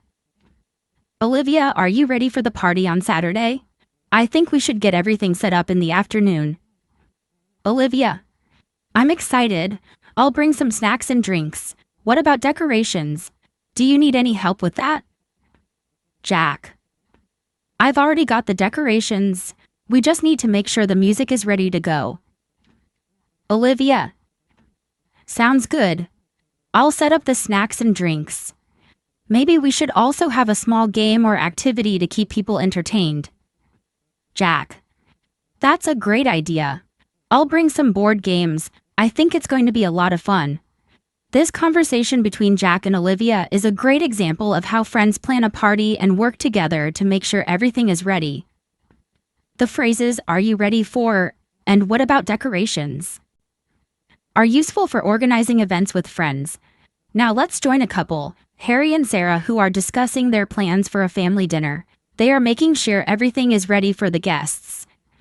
Harry. Sarah, have you decided what to cook for the family dinner on Sunday? Sarah. I was thinking of making roast chicken and mashed potatoes. It's simple, but everyone loves it. Harry. Sounds delicious. Should we invite your brother and his family too? Sarah. That's a great idea. I'll call them and see if they're free. Harry. Perfect. I'll make sure to pick up some wine and dessert. It'll be a great evening. Sarah. I agree. I'm looking forward to it. This conversation between Harry and Sarah shows how a couple plans a family gathering. They discuss the menu, invite guests, and make sure everything is prepared. Phrases like, "Have you decided what to cook?" and "I'll make sure to pick up" are helpful when planning meals and inviting guests. Let's take a look now at a conversation between two co-workers, Lily and Daniel, who are discussing their upcoming presentation at work. Lily. Daniel, do you feel ready for the presentation tomorrow? I think we've covered everything. Daniel. I feel prepared, but I'm a little nervous about speaking in front of everyone. Lily. It's totally normal to feel that way. Just remember, we've worked hard on this and the audience will be interested in what we have to say. Daniel. You're right. I'll focus on the points we've discussed and I'm sure it'll go smoothly. Lily. That's the spirit. If you need any help during the presentation, I'll be right there with you. Daniel. Thanks, Lily. I really appreciate your support. This conversation between Lily and Daniel is a great example of how coworkers can support each other before a big presentation. They talk about their preparation and offer reassurance. The phrases, "Do you feel ready?" and "I'll be right there with you," are useful for offering support and working together in the workplace. Next, let's listen to a conversation between a husband, Mark, and his wife, Emily, who are discussing their plans for the weekend. Mark. Emily, what should we do this weekend? I was thinking about going for a hike. Emily. I love that idea. I've been wanting to get outdoors more. Where do you want to go? Mark. How about we drive to the national park? It's only a short drive and we can spend the whole day there. Emily. That sounds perfect. I'll pack some snacks and drinks for the trip. Mark. Great. I'll take care of the maps and make sure we have everything we need. Emily. Thanks, Mark. I'm really looking forward to it. This conversation shows how a couple makes plans to go on a hiking trip together. They discuss where to go, what to bring, and get excited about spending the day outdoors. The phrases, "What should we do this weekend?" and "I'll pack some snacks" are great for making plans with your partner. Now, let's join two friends, Tom and Rachel, as they're talking about their plans for the weekend. Tom. Rachel, what's your plan for the weekend? Rachel. I'm going to visit my family. I haven't seen them in a while, so I'm really looking forward to it. Tom. That sounds nice. Are you going anywhere special? Rachel. We're just having a family dinner at my parents' house. It's going to be great to catch up with everyone. Tom, I'm sure it will be fun. I'll probably spend the weekend relaxing at home. Rachel, that sounds nice too. We can hang out next weekend. This conversation is a great example of how friends talk about their weekend plans. Rachel talks about visiting her family, and Tom talks about relaxing at home. Phrases like, let's continue with more practical, everyday conversations that will help you practice and improve your English skills. These conversations cover a wide variety of situations, and by listening to them, you'll get a better sense of how English is used in different contexts.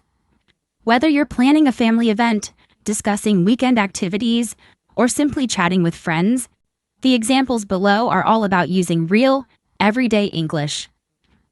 Let's start with a conversation between two neighbors, Sarah and John, who are talking about their upcoming neighborhood barbecue. Sarah: John, are you coming to the barbecue this Saturday? John: Absolutely, I wouldn't miss it. Are you bringing anything special? Sarah: I'm making my famous potato salad. Everyone loves it. How about you? John: I'll bring some grilled chicken. I know a great recipe that everyone enjoys. Sarah: That sounds perfect. We'll have a good variety of food. What time do you think we should start? John: How about 3 p.m.? That way we can enjoy the afternoon and have plenty of time to relax. Sarah: Sounds great. I'll make sure to bring enough drinks for everyone. John: Perfect. I'm really looking forward to it. It's going to be a lot of fun.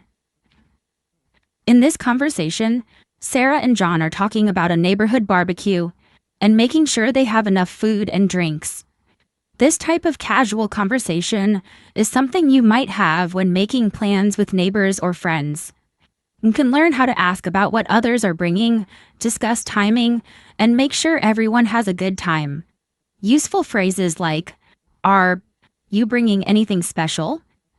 And what time do you think we should start? Will help you organize social events in English. Now let's listen to a conversation between two friends, Jack and Olivia, who are talking about their weekend plans. They are making plans to go on a hike. Jack: Olivia, do you want to go hiking with me this weekend? I found a nice trail nearby. Olivia: That sounds great. I've been wanting to go hiking for a while. Where's the trail? Jack: It's about an hour's drive from here. It's in the mountains, and the view is supposed to be amazing. Olivia: I love mountain hikes. What time are we leaving? Jack: I was thinking we could leave around 8 a.m. That way we'll have plenty of time to enjoy the hike and maybe have lunch after. Olivia: Perfect. I'll pack some snacks and drinks for us. Do you want me to bring anything else? Jack: Maybe bring a camera so we can take some pictures. I'm sure the views will be incredible. Olivia: Good idea. I'll bring my camera. In this conversation, Jack and Olivia are making plans to go on a hike. They discuss the location, timing, and what to bring. If you're someone who enjoys outdoor activities or making plans with friends, you can use the phrases, do you want to go hiking, and what time are we leaving, in similar situations. These are simple yet useful phrases for making plans with others. Let's take a look now at a conversation between a husband, Michael, and his wife Emma as they discuss their plans for their anniversary. Michael: Emma, what do you want to do for our anniversary next month? Emma: I don't know, Michael. I was thinking it might be nice to go on a weekend getaway. Just the two of us. Michael: That sounds wonderful. Do you have a place in mind? Emma: I was thinking of a cozy cabin in the mountains. It's peaceful and we can just relax and enjoy nature. Michael: I love that idea. Let's look for some options online and book something soon. Emma: Great, I'll start researching cabins. We should make sure to find one with a fireplace. It'll be nice to sit by the fire in the evening. Michael: I agree. I'm really looking forward to it. In this conversation, Michael and Emma are discussing their plans for a special anniversary weekend getaway. They are deciding on the destination and what kind of accommodations they would like. The phrases, "What do you want to do for our anniversary?" and "Let's look for some options" are useful when making plans for important events like anniversaries or special celebrations. Now let's move on to a conversation between two colleagues, Sarah and Ben, who are discussing their upcoming team meeting. Sarah: Ben, do you know what time the meeting is scheduled for tomorrow? Ben: It's at 10 a.m. We need to make sure everything is ready before then. Sarah: Got it. I'm going to review the agenda now. Do you want to take care of the presentation slides? Ben: Sure. I've already started working on them. I'll make sure to include the key points we need to cover. Sarah: Perfect. I'll also check with the team to see if anyone has additional points to add. Ben: Great idea. We want to make sure everyone has a chance to speak up during the meeting. Sarah: Exactly. It's going to be a productive session. This conversation between Sarah and Ben shows how colleagues can prepare for a team meeting. They discuss the schedule, tasks, and how to make sure everyone is ready for the meeting. The phrases, "Do you know what time the meeting is?" and "I'll check with the team" are useful for organizing work-related events and ensuring everything goes smoothly. Next, we have a conversation between two friends, Lisa and Tom, who are talking about a new restaurant in town that they want to try. Lisa: Tom, have you heard about that new restaurant on Main Street? I heard the food is amazing. Tom: I've heard a lot of good things about it. I've been meaning to check it out. Do you want to go there this weekend? Lisa: I'd love to. How about Saturday evening? Tom: Sounds good. I'll make a reservation for us. I don't want to risk it being too crowded. Lisa: Good idea. I'll check out the menu online and see what looks good. Tom: I'm sure everything will be delicious. I can't wait to try it. In this conversation, Lisa and Tom are planning to try a new restaurant. They discuss when to go, the importance of making a reservation, and looking at the menu beforehand. The phrases, "Have you heard about that new restaurant?" and "I'll make a reservation for us" are helpful for planning social events like going out to eat with friends. Let's now look at a conversation between a father, Robert, and his son, Jack, who are talking about a new video game that Jack wants to buy. Jack: Dad, I've been saving up for this new video game. Can I buy it this weekend? Robert: What game is it? Is it something you've been wanting for a long time? Jack: Yes, it's a strategy game I've been following for months. I think it's finally available now. Robert: All right, I'll take a look at it. But make sure you save some money for other things too, like school supplies. Jack: I know, Dad. I've already set aside some for that. I just really want to get this game. Robert: Okay, as long as you're being responsible with your money, I'll help you get it. This conversation shows how a father and son talk about money and making responsible decisions. Jack wants to buy a new video game, and Robert wants to make sure Jack is being sensible with his finances. Useful phrases like, "Can I buy it this weekend?" and "I'll help you get it" are helpful for similar conversations about budgeting and making purchases. Let's now join a conversation between two co-workers, Alice and Robert, who are discussing their lunch plans. Alice: Robert, do you want to grab lunch together today? Robert: Sure. I was thinking of going to that new cafe down the street. Have you been there yet? Alice: Yes, I went there last week. The sandwiches are really good. I think you'll like it. Robert: Sounds great. What time do you want to go? Alice: How about 12:30? That gives us enough time to enjoy lunch without rushing. Robert: Perfect. I'll meet you there. In this conversation, Alice and Robert are making plans to go out for lunch. They discuss the location and the timing. These types of everyday conversations are great for practicing how to make plans with coworkers or friends. The phrases, do you want to grab lunch? And what time do you want to go? Are useful and casual. Let's dive deeper into real-life situations where you can practice and improve your English through conversations that are natural and easy to understand. These conversations are designed to help you in various everyday scenarios, whether you're at work, with friends, or at home.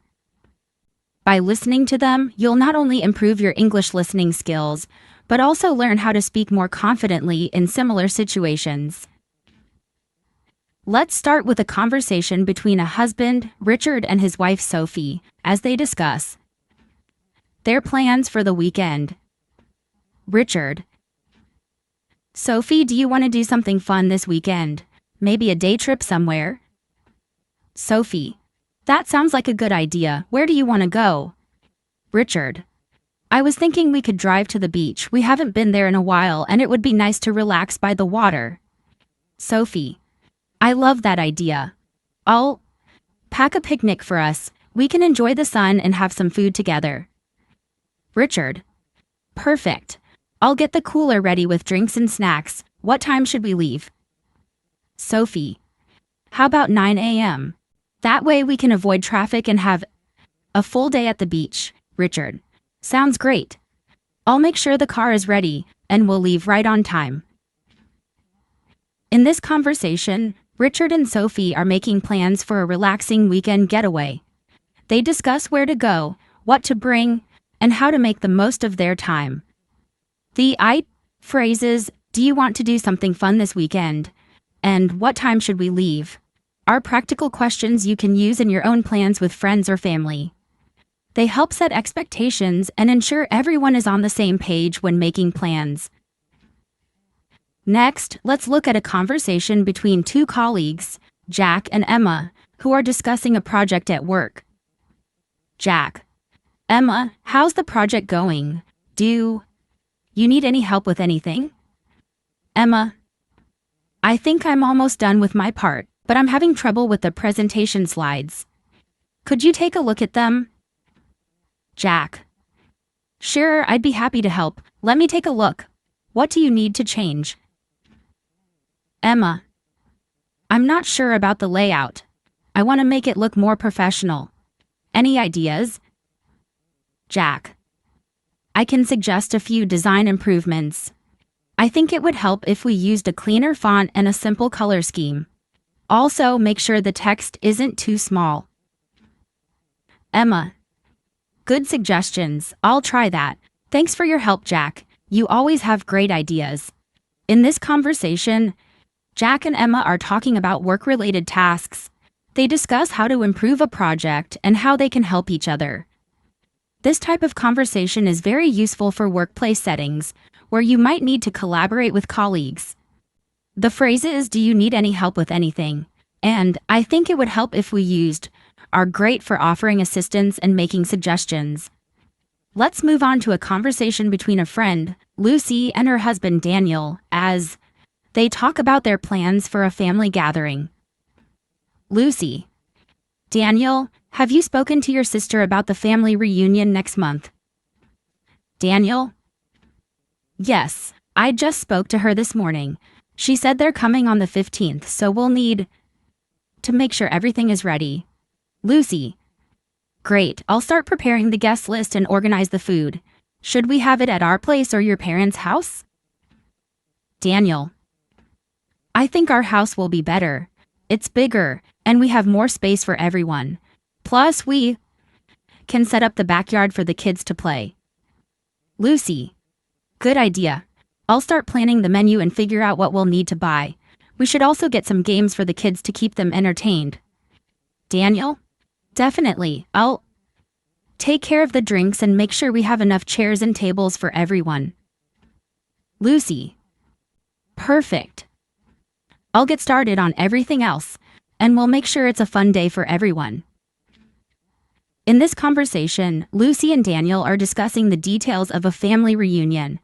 They talk about the location, the food, and how to make the event enjoyable for all the guests, including the children. If you're ever planning a family event or party, phrases like "should we have it at our place?" and "I'll start planning the menu" will help you organize your own gatherings.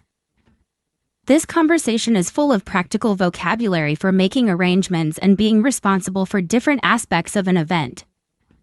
Now, let's hear a conversation between two roommates, Ben and Alice, as they discuss their plans to redecorate their apartment.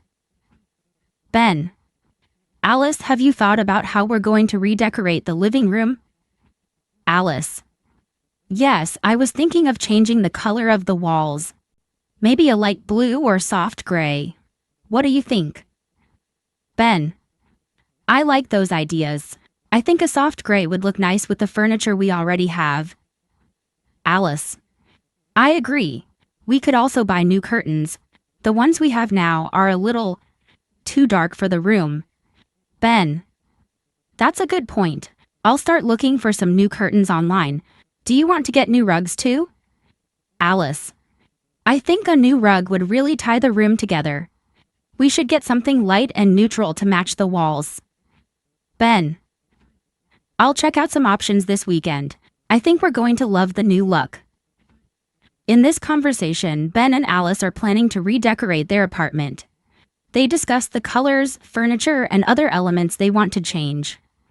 This conversation is helpful for anyone who is thinking about making changes to their living space.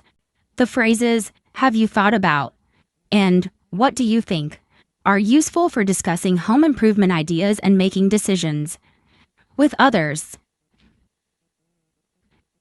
Let's take a look at a conversation between two siblings, Tom and Lucy, who are discussing what to buy their parents for their anniversary.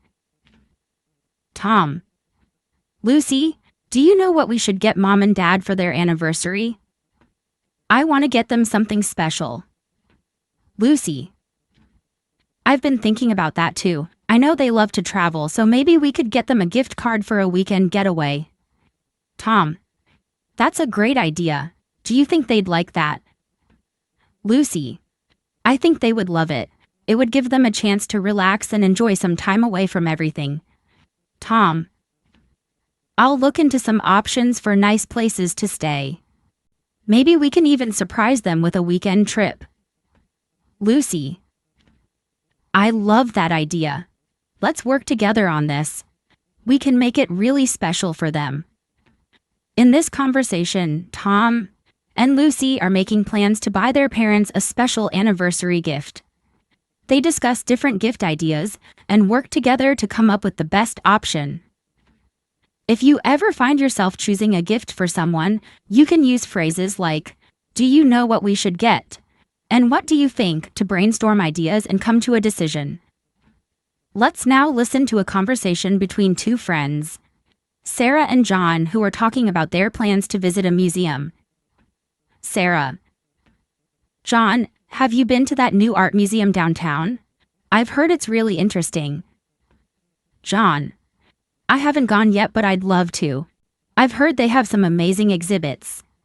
Sarah: I've been wanting to go for a while. How about we check it out this Saturday? John: Sounds perfect. What time should we go? Sarah: Maybe in the afternoon around 2 p.m. That way we can take our time and enjoy the exhibits. John: Great idea. I'll meet you at 2 p.m. on Saturday. I'm looking forward to it.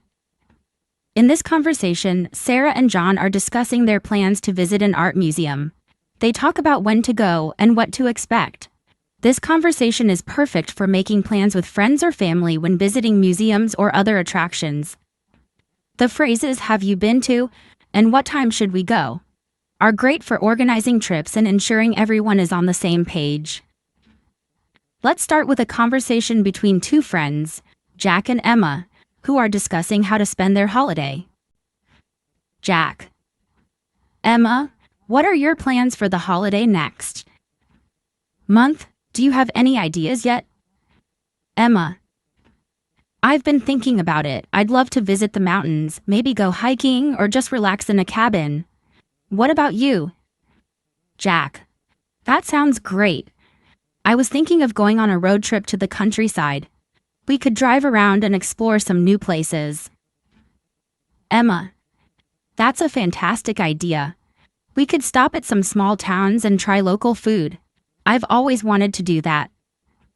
Jack: Let's do it. I'll start looking at routes and find some interesting spots to visit. Emma: I'll look for places to stay. Maybe we can find a cozy little guest house or something. It'll be fun to explore together. This conversation between Jack and Emma shows how friends make plans for their holiday.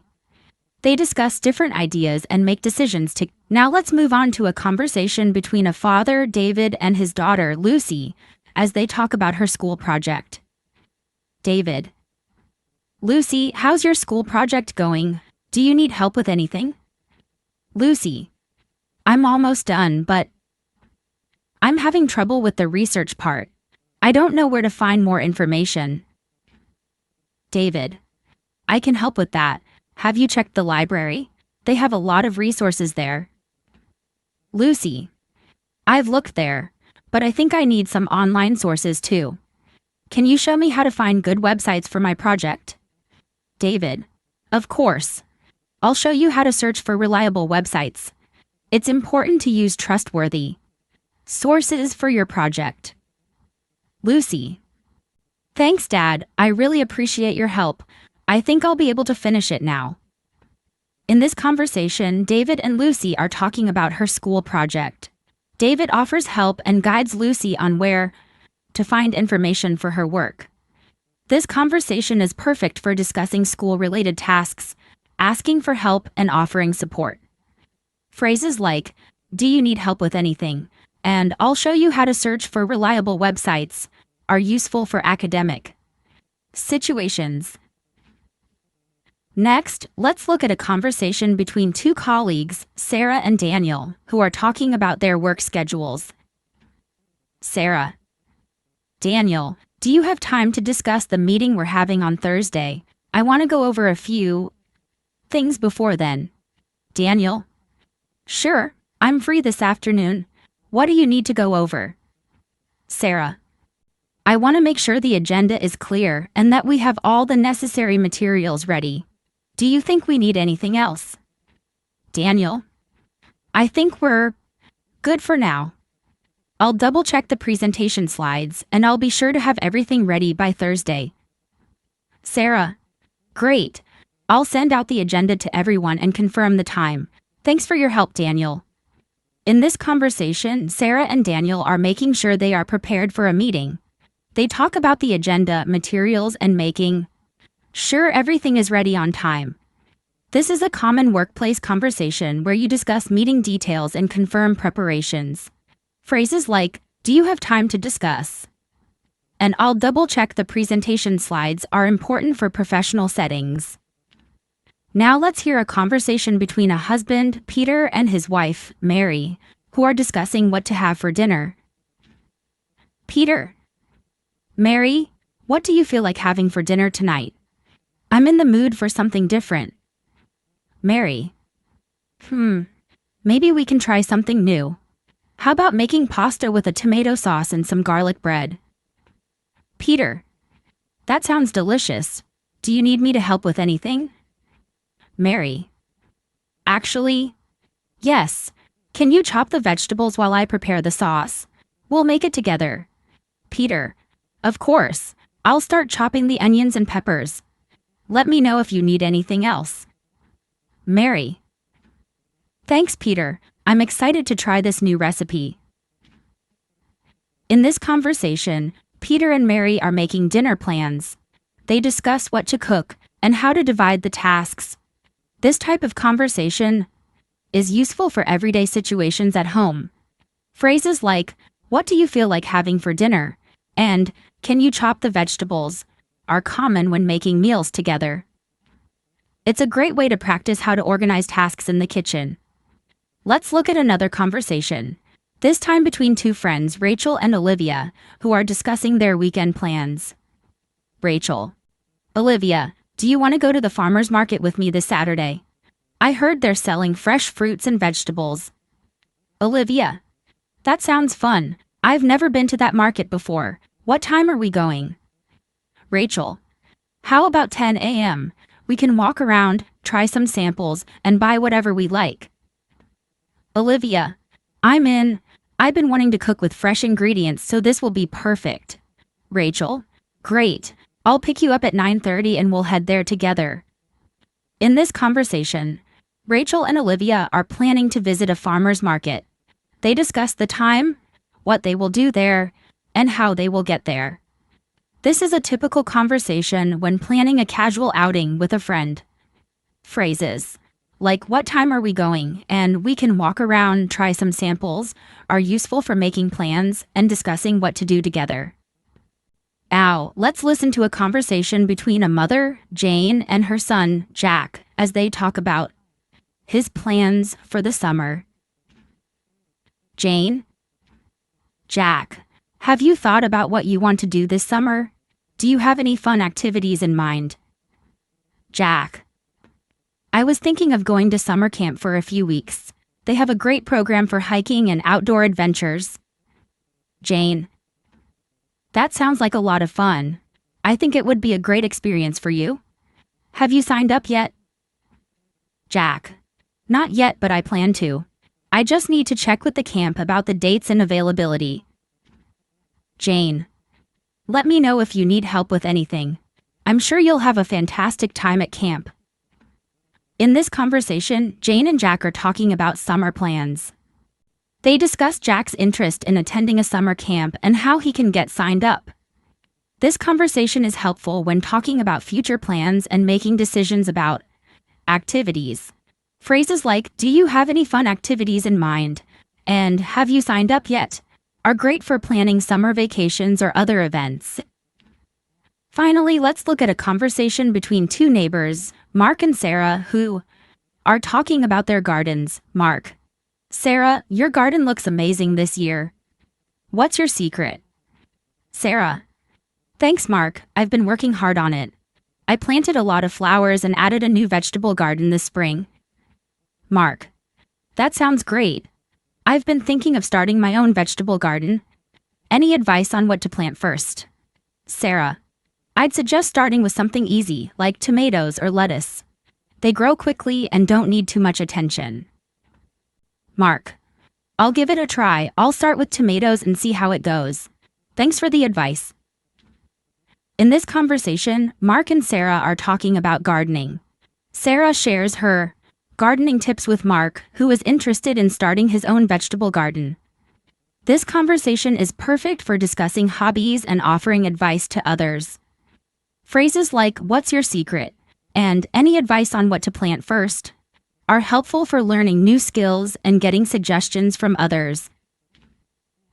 Let's continue keeping things engaging with real-life situations. These conversations will not only help you improve your listening, but will also help you practice speaking English in everyday situations.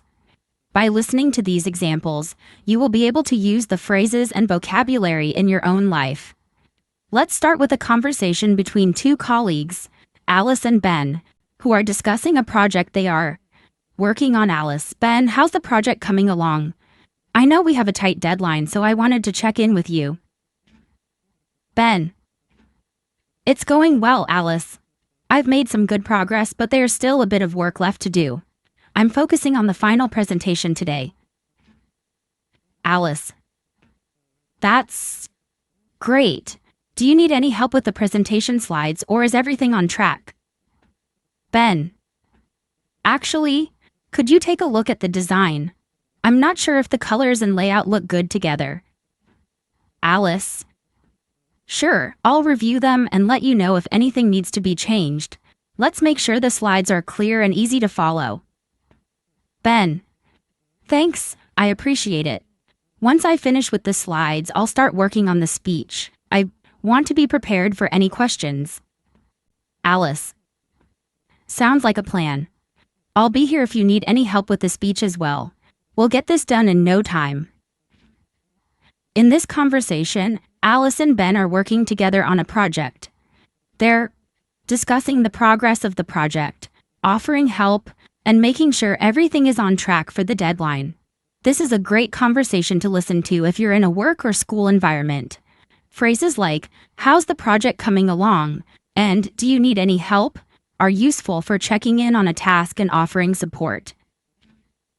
Now let's move on to a conversation between a brother and sister, Tom and Emily, as they discuss their weekend plans.